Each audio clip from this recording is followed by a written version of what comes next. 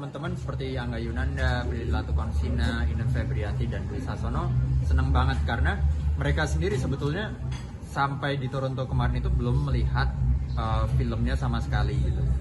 Bahkan editing itu saya nggak ngasih lihat mereka gitu kan, dan mereka kaget waktu di Toronto itu spontan mereka nangis ketika nonton filmnya gitu, bahkan sampai Q&A pun nangis. Dan mereka tuh sangat nggak sabar untuk nge-share ini ke keluarganya, ke teman-temannya, dan ke masyarakat Indonesia gitu. Karena kalau penonton di Toronto aja semua pada relate dengan ceritanya gitu tentang keviralan, tentang media sosial, bagaimana dengan masyarakat Indonesia yang latar belakang filmnya aja di sini gitu, yang dimana kita keviralan, medsos, terus diminta untuk memberikan statement, diminta untuk memberikan sesuatu dari netizen, begitu tuh sangat akrab dengan kehidupan media sosial kita. Jadi mereka nggak sabar untuk mentransfer seluruh emosi ataupun kreativitas yang kita bikin bareng di film ke penonton Indonesia. Kurang lebih kan Budi Pekerti menceritakan tentang sosok seorang guru yang viral. Pertama soal keviralan itu sendiri aja mereka relate gitu.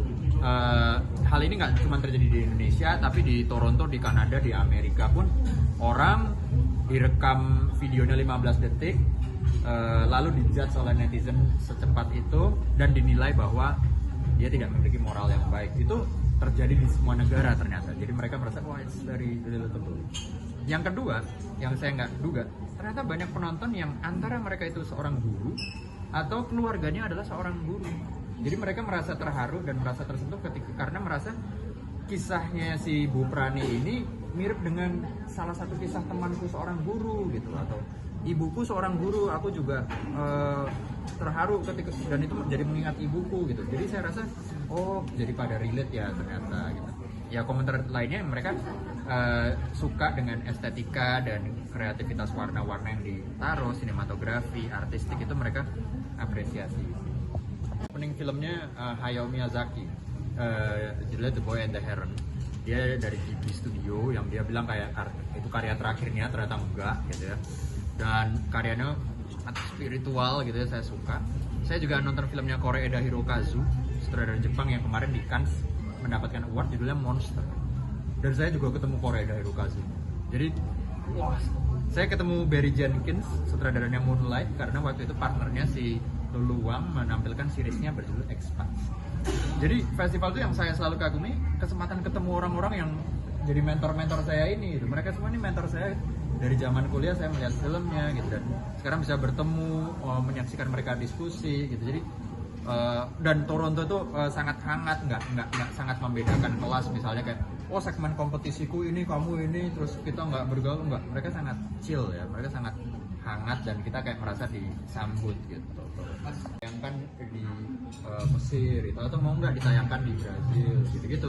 Jadi festival-festival ini melihat pertama film Budi Pekerti kan di Toronto, terus mereka menawarkan untuk tayangin di festivalnya mereka atau di bioskopnya mereka. Ada yang ngajakin untuk kayak ini udah ada yang megang rights distribusi di Eropa belum? Jadi oh belum gitu.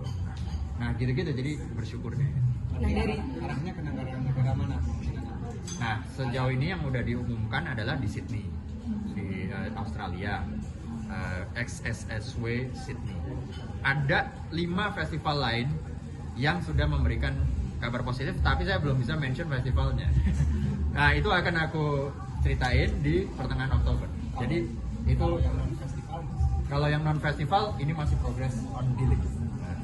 Satu hal yang aku bawa pulang tuh, sekarang film itu udah berkembang menjadi memiliki genre. Genre itu gini, kan ada genre western, ada genre sci-fi, genre thriller gitu, horror gitu. Dan masyarakat internasional, Hollywood, Eropa, Asia itu udah mulai menggunakan berbagai macam genre ini untuk menceritakan sesuatu hal yang filosofis, yang penting. Sementara saya merasa kalau di kita itu masih film genre itu berdiri sendiri sebagai film komersial, film yang art, film yang estetik penuh dengan filosofi itu berdiri sendiri dan nggak gabung gitu. Padahal mereka sana udah mulai menggabungkan itu.